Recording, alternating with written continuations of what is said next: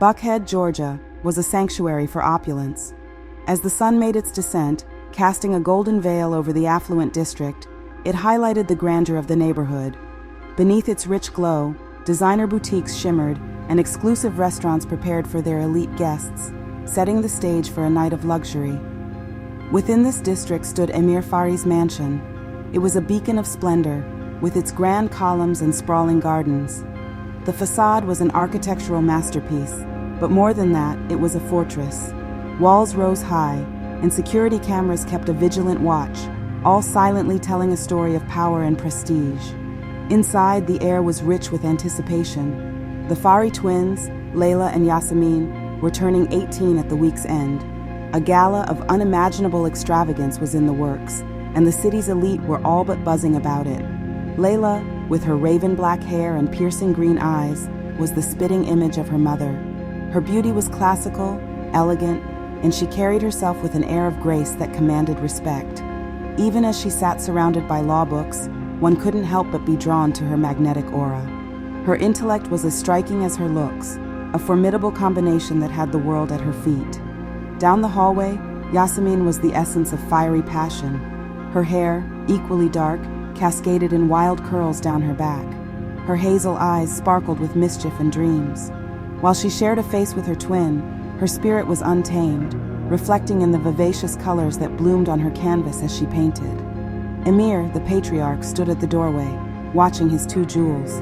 A pang of longing hit him. For all the love he held for his daughters, there was a void, the absence of a son. But he shook off the thought. The twins were his pride. "Yasmin, Leyla," he began, voice deep and filled with warmth. "There's a game tonight. A young player, Joe the Butcher, is making waves. Care to join your old man?" Leyla looked up, her green eyes thoughtful. "A game, father? I appreciate the gesture, but I've got case studies to go over." Her voice was soft, yet resolute. Yasmin flashed a brilliant smile, her hazel eyes twinkling. "And I have a piece to finish, Baba, but thank you." Her voice was playful, the ever-present tease evident. Emir smiled, a hint of sadness in his eyes. "Very well, my treasures. Enjoy your evening." As he retreated to his study, the weight of his double life pressed on him.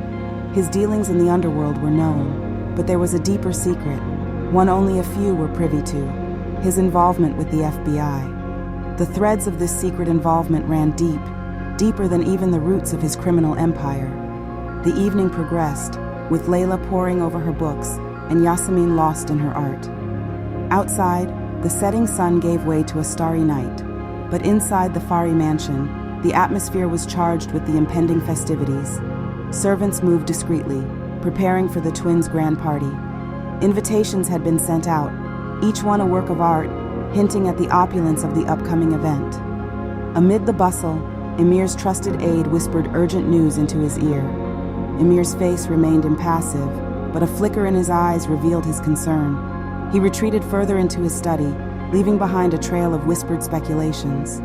Leyla, sensing the change in the atmosphere, frowned. She was no stranger to the machinations of her father's world.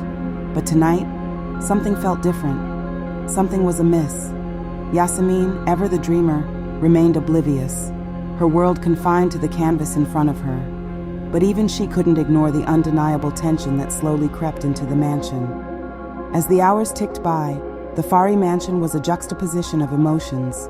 On one side, the joyous preparations for the twins' coming-of-age celebration, and on the other, the silent undercurrents of Emir's dangerous double life. It was clear that the week leading up to the twins' birthday would be anything but ordinary. The mansion, usually a beacon of luxury, now seemed to be at the center of an impending storm. The question was, would the Fahri family emerge unscathed, or would the secrets of their patriarch be their undoing? The roar of a powerful engine shattered the relative calm outside the local gymnasium. A gleaming Bugatti Chiron, a luxurious blend of speed and opulence, pulled up. The car, resplendent in a deep shade of midnight blue with chrome accents, shimmered under the floodlights. This was not just a vehicle, it was a symbol of immense wealth and power, the very essence of Atlanta's high life. Emir Fahri, stepping out, adjusted his suit as murmurs of recognition and admiration rippled through the gathered crowd. As Emir walked into the gym, The air was electric with anticipation. Everyone was there to see one person, Joe the Butcher. Even in a room packed with athletes, Joe stood out. Towering at 6'7", he was a colossus. His broad shoulders and muscular frame made it clear he was not just tall but powerfully built. He moved with the grace of a seasoned athlete, each step echoing the determination of someone who knew he was destined for greatness. The game began, and Joe's prowess was evident from the outset. He moved fluidly across the court, effortlessly dodging opponents, leaping into the air, and slam-dunking the ball into the net. The crowd erupted in cheers every time Joe made a move, their adulation evident. Emir, despite his many years in the cutthroat world of crime, found himself caught up in the game's energy. He watched with growing admiration as Joe dominated the court, showcasing a level of skill that was truly extraordinary. But then, in a heart-stopping moment, the atmosphere shifted from exhilaration to horror. Joe had the ball and was making one of his signature moves. He leapt into the air, aiming for another spectacular dunk, but as he descended, an opposing player inadvertently tripped him. Time seemed to slow as Joe's massive frame twisted awkwardly in the air. He crashed onto the court with a sickening thud, clutching his leg in agony. The gymnasium, which moments ago echoed with cheers, fell into a hushed silence. Players from both teams surrounded Joe, their faces etched with concern. The severity of the injury became immediately clear. Joe's promising basketball career was likely over. Emir, from the stands, felt an unexpected surge of sorrow. While he had come to watch a game, he had also witnessed the shattering of a young man's dreams. The Butcher, a symbol of raw talent and potential, lay defeated on the court, his future now uncertain. As medical personnel rushed onto the court, Emir felt an uncharacteristic urge to help. He had seen potential in Joe, a determination and spirit that resonated with his own life's challenges. The scene unfolding before him was not just about a game, it was about life's unpredictability, where dreams could be dashed in a fleeting second. There was a poignant air of melancholy as Joe was stretchered off the court. The crowd, still in shock, began to disperse, their conversations subdued. Emir, lost in thought, returned to his Bugatti, the dazzling allure of the car now contrasting starkly with the somber turn of events. In the realm of life's grandeur and tragedies, Emir was reminded that evening of the delicate balance between success and setback. And as he drove away, the seeds of an idea began to take root in his mind, an idea that could change Joe's trajectory and intertwine their destinies in ways neither could foresee. In the dimly lit living room of a small, worn-out apartment, Joe sat across from his mother, a lean woman with deep-set eyes that spoke of years of hardship. The TV droned on in the background, but neither of them paid it any mind. "Ma," Joe began, shifting his weight to ease the discomfort from his still-recovering leg, "I know you're disappointed in me." His mother exhaled slowly, her gaze steady but filled with pain. "It's not about being disappointed, Joe. It's about watching my son's dreams crumble before my eyes." Joe's fingers clenched involuntarily. "It was an accident, Ma." "An accident?" she scoffed, her voice rising, tinged with bitterness. "An accident that you put yourself in, time and time again. All that showboating on the court, the unnecessary risks."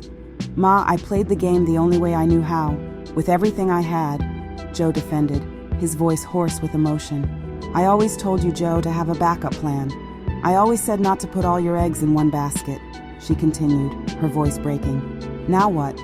We're struggling to make ends meet, and your basketball dreams are gone." Joe dropped his head, avoiding her gaze. "I've got that job at the butcher shop. It's not much, but it's something." She sighed, massaging her temples. "That job won't get us out of this situation. Your scholarship was our ticket out." Before he could reply, Joe's phone buzzed, signaling a message. He glanced at the screen. A delivery address in Buckhead popped up, along with instructions to deliver 10 boxes of prime cut. "I've got to go, Ma," he said, rising with some difficulty. "Just be careful, Joe," she whispered, the fight draining out of her. Joe nodded and headed out, the weight of his mother's words pressing down on him. Navigating through Buckhead, Joe couldn't help but marvel at the opulence. Grand mansions with sprawling gardens dotted the landscape. As he pulled up to the given address, he was taken aback by the sheer magnificence of the Fahri residence. High walls, security cameras, and guards patrolling the perimeter gave away the prominence of its owner. Lugging the boxes to the door, Joe knocked. Moments later, the door swung open to reveal Yasmin. Her raven black hair cascaded down her back, her olive skin glowing in the afternoon sun. The sunlight filtering through the trees painted a golden tapestry onto the grand driveway of the Fahri residence. Joe's footsteps echoed with trepidation as he approached the front door, the weight of the meat boxes in his hands seemingly paling in comparison to the weight of his past and future. Yasmin opened the door with a soft smile that didn't quite reach her eyes. While her hijab was modestly draped around her head, revealing only her enchanting face, the rest of her attire was a blend of tradition and modernity. She wore a tailored Dior pantsuit that complemented her slender yet curvaceous figure, with just a hint of Louboutin heels peeking out beneath the hem. The soft fragrance of jasmine wafted from her, momentarily distracting Joe from his task. "This way," Yasmin murmured, her voice a husky whisper, leading him deeper into the mansion. As Joe followed, he couldn't help but steal glances at her, appreciating the confident sway in her step and the allure of her silhouette. The ambiance of the house was both welcoming and intimidating, warm shades of amber and mahogany juxtaposed with cold marble and distant echoes. They reached the expansive kitchen, where Yasmin motioned for Joe to set down the boxes. The kitchen in which they stood was an epitome of grandeur, with its polished marble countertops, brass fittings, and a grand chandelier that seemed to sprinkle golden light across the room. A massive window offered a view of the manicured gardens beyond, but it was Yasmin's presence that captured all of Joe's attention. She leaned against the counter, a playful smirk on her lips. "You seem out of place in this setting, Joe. More comfortable on a basketball court than amongst chandeliers, I'd wager." Joe chuckled, flexing his broad shoulders. "Well, I was hoping to find some hip-hop playing in this fancy place to help me fit in." Yasmin rolled her eyes. "I can't stand hip-hop. It's so noisy." Joe feigned shock, placing a hand over his heart. "Noisy? That's art you're talking about." She laughed, a sound like bells tinkling. "I've grown up listening to traditional Moroccan melodies. Have you heard of Nas El Gouan or Jil Jalala?" He frowned, thinking. "I can't say I have. Are they anything like Jay-Z or Kendrick Lamar?" She snorted. "Not even close. They sing of our history, our struggles, our joys. They connect us to our roots." Joe leaned in closer, his deep voice dropping to a playful whisper. "So, if I learned to appreciate them, would I have a shot at connecting with you?" Yasmin's eyes widened slightly, and she chuckled, trying to hide her surprise. "Bold move, Joe, but it'll take more than just appreciating Moroccan music to impress me." The two continued their banter, walking through the expansive living room filled with plush sofas, priceless artwork, and ornate rugs. The room was a blend of modernity and tradition, much like Yasmin herself. She paused near a grand piano, her fingers caressing the ivory keys. "Ever tried playing one of these?" Joe smirked. "Do I look like someone who'd play the piano? I mean, I'd probably break it." She laughed. "Looks can be deceiving. You might have a gentle touch." His gaze met hers, the tension palpable. Only one way to find out. As the two bantered, Joe couldn't help but let his gaze wander over Yasmin. Her hijab framed a face of delicate beauty, and while she held herself with the grace of royalty, there was a fire in her eyes that spoke of uncharted depths. She caught his lingering gaze and raised an eyebrow teasingly. "Like what you see?" He grinned unabashed. "Can't complain." As their witty exchange continued, Joe couldn't help but imagine a life where their worlds merged, the rhythm of hip-hop blending seamlessly with the soulful tunes of Moroccan melodies, creating a harmony that was as unexpected as it was enchanting. Their playful conversation was interrupted by the sound of Emir's approaching footsteps. The momentary fantasy dissipated, but the spark between them had been unmistakably ignited. Emir, a formidable figure in his own right, had a presence that could dominate any room. But when he saw Joe, his dark eyes lit up with a rare enthusiasm, and a broad smile spread across his usually stern face. "Ah, Joe the Butcher," Emir exclaimed as he approached, clasping Joe's massive hand in a firm handshake that seemed to last an eternity. "I watched you play. You were like a lion on that court." Yasmin looked on, taken aback by her father's overt admiration. She had seen him handle business dealings with influential moguls, converse with politicians, and negotiate with rivals, but this level of admiration was unprecedented. "I appreciate that, sir," Joe replied, clearly a little overwhelmed by the warm reception. Come, let's talk on the veranda. It's more private, Emir gestured, leading Joe through grand double doors that opened onto a sprawling outdoor space. The view was breathtaking, the Atlanta skyline glowing in the distance, framed by lush gardens and a sparkling pool below. As they settled into plush seats, a servant approached with a tray of refreshments. Emir gestured for Joe to take his pick. Have you ever tried Moroccan mint tea? Joe shook his head. First time for everything. As the fragrant steam rose from the ornate teapot, Emir leaned forward, looking intently at Joe. I've been following your career closely. You had a future in the NBA. It's tragic what happened. Joe sighed, the weight of his lost dream evident in his eyes. It was a harsh turn of fate. Emir took a sip of his tea, pausing a moment to relish the taste. Joe, have you ever considered what life after basketball would look like for you? Joe hesitated. I've had to recently. It's not a future I was prepared for. Emir nodded, his gaze assessing. What if I told you that you could still have a future just as promising, if not more? A future where you'd be rewarded not just for your physical prowess, but for your loyalty, your intellect, and your ability to lead? Joe's eyebrows knitted in confusion. What are you proposing? Emir smiled, leaning back. I have an organization, a vast empire that spans several continents. It's a demanding business, requiring a certain robustness. I'm offering you a position. Think of it as your rookie contract. Joe chuckled. Playing for Team Emir instead of the NBA? Emir's face remained serious. Exactly. I'll match the average NBA rookie salary. You mentioned it was... Joe interjected. $2 million? Emir waved his hand dismissively. Consider it done, but I'm offering more than just money. I'm offering a purpose, a family, a legacy. Joe was taken aback. He glanced back at the mansion, catching a fleeting glimpse of Yasmin, who was watching them intently. It's a lot to take in. Emir nodded. I understand, but opportunities like this come once in a lifetime. Joe looked deep into Emir's eyes, searching for any hint of deceit. All he saw was earnestness. He was torn between the allure of a luxurious life and the unknown path this choice would lead him down. I'll need some time to think about it, Joe finally said. Emir smiled, seemingly satisfied. Of course, just remember, in life, like in basketball, timing is everything. The two men rose, the weight of the conversation hanging between them. Emir patted Joe's shoulder. You have a bright future, Joe, no matter where you choose to shine. As Joe left the mansion, the weight of Emir's offer weighed heavily on his mind. But what lingered even more was the undeniable connection he felt with Yasmin, the spark that had been ignited and promised to blaze even brighter. The sun's morning rays infiltrated Joe's bedroom, illuminating a space that once bore the memories of a promising basketball star. The trophies lining the shelves seemed distant, almost mocking him now. Stretching his massive frame, Joe reached out to turn on the bedside lamp, but nothing happened. His heart sank. The electricity had been cut off. Emerging from his cold sheets, Joe prepared himself for a cold shower, the only luxury available to him. The freezing water was a stark reminder of how much had changed. No more roaring applause from the crowd, no more admiring glances in the hallway.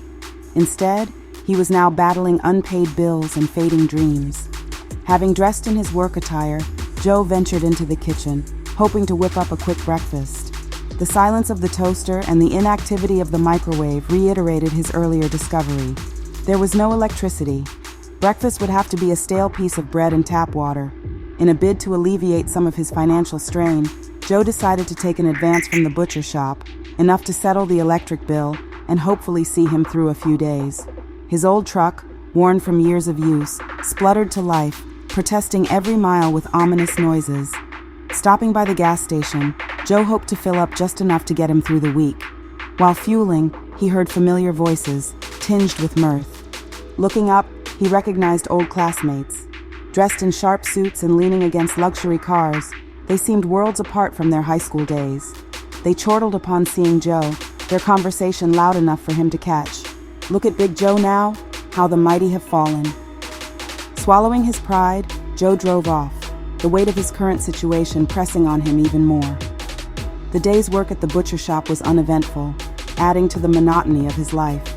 But as he prepared to close shop, headlights pierced the evening darkness.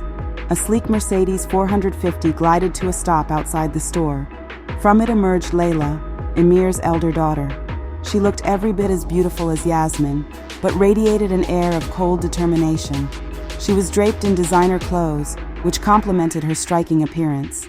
Next to her, a dark-haired woman stepped out, someone Joe recognized from whispers around town as Cliffhanger. Their relationship was a subject of much speculation, and Joe had heard the tales of their closeness. "Got any prime cuts left, Butcher?" Leyla quipped, her voice dripping with sarcasm, a stark contrast to her sister's softer tone. "Late night craving?" Joe retorted, trying to mask his discomfort with humor. Leyla smirked. "Something like that. We're heading to Club Exotica. Care to join?" Joe hesitated, thrown by the sudden invitation. "In these clothes? I'd look out of place?" Leyla appraised him with a mischievous glint in her eye. "You already do?" The mysterious Cliffhanger merely smirked, her eyes always watching, always calculating. The silence she maintained only added to her enigmatic allure. Despite his reservations, the allure of the night's escapades beckoned Joe. Maybe this was the change of pace he needed, the first step towards better things. After locking up the shop, he climbed into the opulent car, a world away from the rickety vehicle he drove. The neon-lit streets of Atlanta passed by in a blur as the trio sped towards the heart of the city's nightlife. The bass from Club Exotica's music thudded in the distance, growing louder with each passing second. Inside, the club was an embodiment of the high life Joe had only dreamt of lately. Celebrities, sparkling drinks, and an atmosphere of uninhibited revelry. Yet amidst it all, Joe couldn't help but feel out of place, like a fish out of water.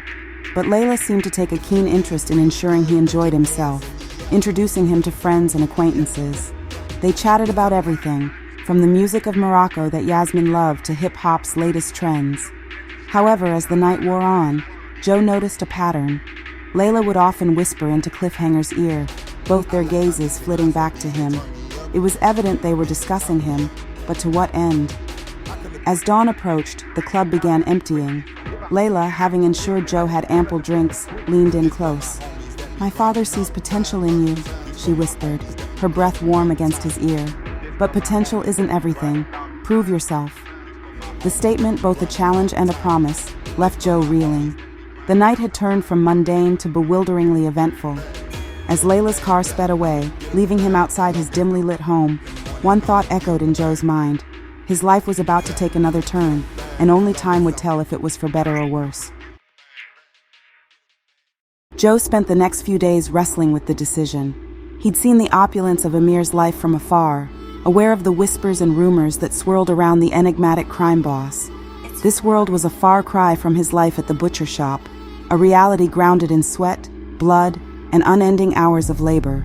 But it was a world he knew, a world where his future was predictable, if not affluent. On the other hand, Emir's offer was something else entirely.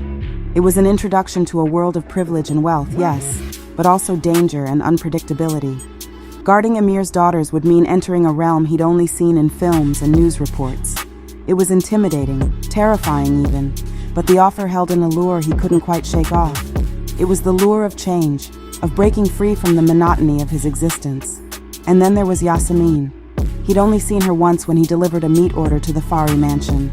Her free spirit and obvious yearning for normalcy had intrigued him, a stark contrast to the ostentatious display of wealth around her. Her laughter had echoed in his mind long after he'd left the mansion, a sweet symphony that made him long for a deeper connection. Joe didn't fear the physicality of the job. He knew he could guard the Fahri daughters. His towering frame and athletic prowess had seen him through tougher situations. What scared him was the emotional toll, the possibility of caring too much, the risk of getting too involved. His mother, a wise woman who'd raised him single-handedly, offered her advice. "Joseph," she said, her voice gentle yet firm, "sometimes the right path isn't the easiest. You must look within yourself, listen to your heart. Don't merely exist, son. Live." Her words lingered in his mind as he made his way to the mansion to give his answer. He passed through the wrought iron gates, the mansion looming large before him. He could feel the weight of his decision in every step he took. It was the longest walk of his life. Finally, he stood before Emir, the air between them heavy with anticipation. "Mr. Fahri," he began, the words sticking in his throat.